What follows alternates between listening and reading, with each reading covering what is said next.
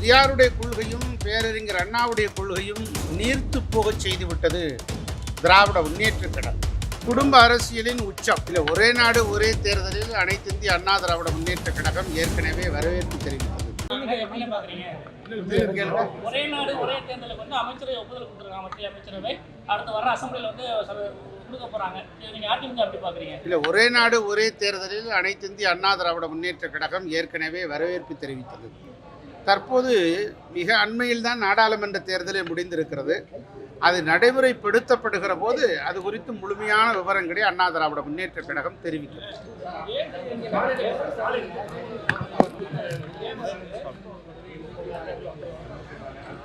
குடும்ப அரசியலின் உச்சம்.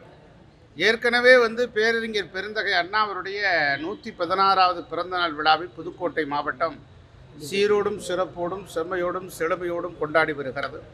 இந்த நிகழ்வில் கழகத்தை குடும்பமாக கருதினார் பேரறிஞர் அண்ணா அவர்கள். ஆனால் திராவிட முன்னேற்றக் கழகம் குடும்பத்தையே கழகமாக ஆக்கி ஆட்சி அதிகாரத்தை அவர்களையே தக்க வைத்துக் கொண்டிருக்கிறார். மறைந்த தலைவர் கருணாநிதி, அதற்கு பிறகு ஸ்டாலின், அதற்கு பிறகு உதயநிதி என்கிற நீட்சியாக கருணாநிதி குடும்பத்திற்கு மாத்திரம் அதிகாரம் அவர்களுக்குள்ளேவாகவே இருக்கிறது. திராவிட முன்னேற்றக் கழகத்தில் ஒரு சாதாரண தொண்டன் அல்லது பெரிய தலைவர்கள் வரை எவ்வளோ பேர் இருக்கிறார்கள். அவர்கள் ஒருவருக்கு கூட துணை முதல்வராக வாய்ப்புகள் தகுதியும் இல்லையா என்கிற கேள்வியை நாங்கள் கேட்கிறோம். திமுக பலவர மாநாட்டில் துரைமுருகன் சொல்லியிருக்காரு, திமுக தான் இடுப்பில் இருந்த துண்டை தோல்லையும் செருப்போட வச்சது, கோயில்கள் அனுமதிச்சதுங்களே அப்படிங்கிற மாதிரி சொல்கிறாரு. அது எந்த விதத்தில்? அதாவது தந்தை பெரியார் போட்ட விதை, பேரறிஞர் அண்ணா அவர்களுடைய பேச்சு, இவைதான் முழுமையான காரணம். பெரியாருடைய கொள்கையும் பேரறிஞர் அண்ணாவுடைய கொள்கையும் நீர்த்து போகச் செய்துவிட்டது திராவிட முன்னேற்றக் கழகம்.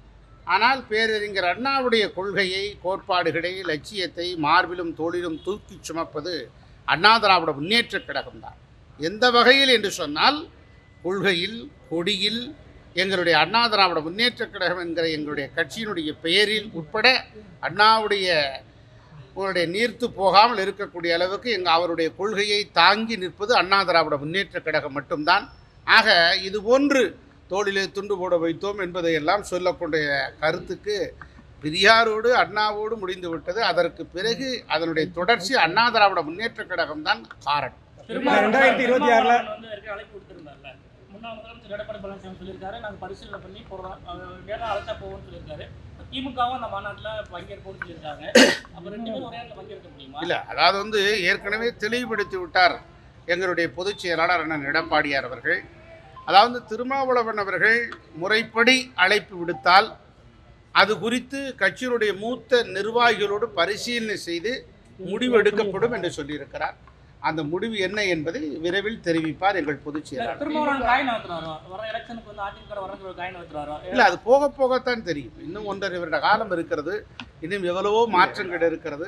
மாற்றம் என்பது மாறாத தத்துவம். ஆகவே மாறிக்கொண்டே இருக்கும். நிச்சயமாக சாத்தியம் என்பதை உறுதிப்படுத்த வேண்டும். அதான் ஆண்டுதோறும் 500 கடைகள் மூடப்பட வேண்டும் என்கிற கருத்து எங்களுடைய அரசில் இருந்தது. அதன்படி நாங்கள் செய்தோம். அண்ணன் எடப்பாடியார் அவர்கள் அதற்கு துணையாக நின்றார், தூணாக நின்றார். ஆனால் திராவிட முன்னேற்றக் கழகம் டாஸ்மார்க் கடைகளை அதிக அளவில் திறந்திருக்கிறது. கடைகளை 500 கடைகள் என்று மூடுகிற அளவிற்கு அதனுடைய புள்ளி விவர கணக்குகளை வெளியிடவில்லை. வேலை நேரம் என்று சொல்லி கொண்டிருக்கிற நேரத்தில் அந்த கடை முன்பக்கமும், வேலை இல்லாத நேரத்தில் பின்பக்கமும் விற்கிற பாணியை திராவிட முன்னேற்றக் கழகம் தான் முதலில் பின்பற்றி வருகிறது. தமிழக அரசு டாஸ்மாக் கடையை விவரத்திற்குன்னு சொல்லியிருக்கீங்க. இந்நிலையில் மது ஒழிப்பு மாநாட்டில் திமுக கலந்துக்குது. அதை எப்படி பார்க்குறீங்க? அதான் நாங்கள் சொல்லிட்டோமே ஏற்கனவே. அதாவது மரம் வெட்டி கோடாரி இருக்கிறது அல்லவா, அந்த கோடாரிகள் எல்லாம் ஒன்று சேர்ந்து மரம் வெட்டக்கூடாது என்று மாநாடு நடத்தியதாம் என்று ஒரு கவிதை ஒரு கவிஞர் எழுதினார். அதை போலத்தான் திராவிட முன்னேற்றக் கழகம் நினைத்தால் பூரண மது விலக்கை அறிவித்து விடலாம், அல்லது ஒவ்வொரு ஆண்டுதோறும் கடைகளை எண்ணிக்கையை குறைத்து கொண்டே வரலாம். அதை இன்னும் அவர்கள் செய்யவில்லை. அவங்க குற்றம் சாட்டுறாங்கல்ல, கலைஞர் திறந்தாரு, கருணாநிதி திறந்தாரு, திரும்ப மூடிட்டாரு, மீண்டும் எம்ஜிஆர் வந்தால் மதுக்கடை திறந்ததுன்னு சொல்றாங்கல்ல. இல்லை, அதாவது நீங்கள் கருணாநிதி திறந்து விட்டது தான் காரணம். என்ன சொன்னார் அப்போது? பாண்டிச்சேரியிலே திறந்திருக்கிறது, கற்பூர வளையத்துக்குள்ளாக தமிழ்நாடு சிக்கி இருக்கிறது, பற்றி கொள்ளக்கூடாது என்ற ஒரு கருத்தை வைத்தார். ஆக குஜராத்தை தவிர்த்து இந்தியாவினுடைய சுதந்திர நாட்டில் தமிழ்நாட்டில்தான் பூரண மதுவிலக்கு இருந்தது. முதலாக அந்த கடைகளை திறந்தவர் கருணாநிதி என்பதை மறுக்க முடியாது. மூடிட்டோன்னு சொல்றாங்க அங்க. மூடிட்டாங்க, ஆனால் திறந்து விட்டு பழக்கப்படுத்தி அடிமைப்படுத்தி விட்ட பிறகு, அந்த டாஸ்மாக் குடிக்கி பழக்கப்படுத்தி விட்ட பிறகு அவர்கள் இனிமேல் என்ன செய்வார்கள் என்கிற நோக்கம்தான் அதை பூரணமான நீங்கள் எண்ணி பார்க்க வேண்டும். விஜய் வந்து பெரிய தாக்கத்தை ஏற்படுத்துவாரான். இந்த பெரியார் சிலைக்கு மாலை போட்டிருக்காரு. அப்ப திராவிட கொள்கையை ஏற்றுக்கிட்டாருன்னு சொல்றாங்க. அந்த சித்தாந்தம் போக பார்க்க வேண்டும். எல்லாம் நடிகர் விஜய் புதிதாக கட்சி தொடங்கியிருக்கிறார். ஜனநாயகத்தில் யார் வேண்டுமானாலும் கட்சி தொடங்கலாம், தொடங்கட்டும். இனி அடுத்தடுத்த கட்டங்களில் என்ன நடக்கிறது என்று பார்ப்போம்.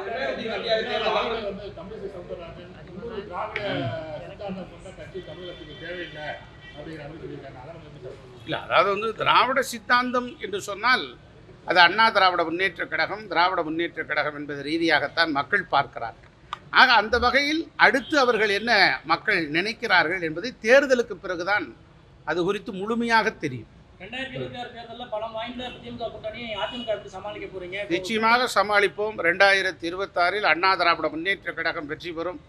இங்கே புதுக்கோட்டை மாவட்டத்தை பொறுத்த மாத்திரத்தில் வடக்கு தெற்கு என்று ஒருங்கிணைந்து இருக்கிற மாவட்டத்தில், புதுக்கோட்டை வருவாய் மாவட்டத்தில் முன்னாள் மக்கள் நல்வாழ்வுத்துறை அமைச்சர் அவர்கள் இருக்கிறார்கள். டாக்டர் விஜயபாஸ்கர் சுழன்று இந்த மாவட்டத்தில் ஒட்டுமொத்தமான வெற்றியை பெறுவார். அதை போல தமிழ்நாடு முழுவதும் இருக்கிற தளபதிகள் நிச்சயமாக அண்ணா திராவிட முன்னேற்ற கழகத்திற்கு வியூகம் அமைத்து கொண்டிருக்கிறார்கள். நடிகர் விஜய் இந்துக்களை புறக்கணிக்கிறதா இல்லை, அது குறித்து கருத்து சொல்ல விரும்பவில்லை.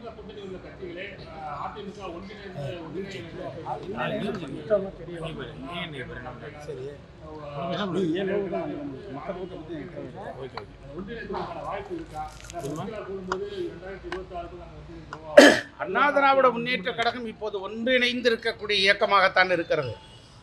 ஆக பலம் பொருந்திய இயக்கமாகத்தான் இருக்கிறது. நடந்து முடிந்த நாடாளுமன்ற தேர்தலை வைத்து கணக்கு போடக்கூடாது. எப்படியெல்லாம் நடந்தது, ஆட்சி அதிகாரத்தை திராவிட முன்னேற்ற கழகம் பயன்படுத்தியது, பணபலம் அதிகமாக பாதாளம் வரை பாய்ந்தது.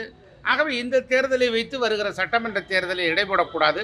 அண்ணா திராவிட முன்னேற்ற கழகம் பலமிருந்திய இயக்கம், 2 கோடி பேரை பெற்றிருக்கிற இயக்கம். நிச்சயமாக வரும் தேர்தலில் புது வியூகத்தை அமைத்து வெற்றி பெறுவோம்.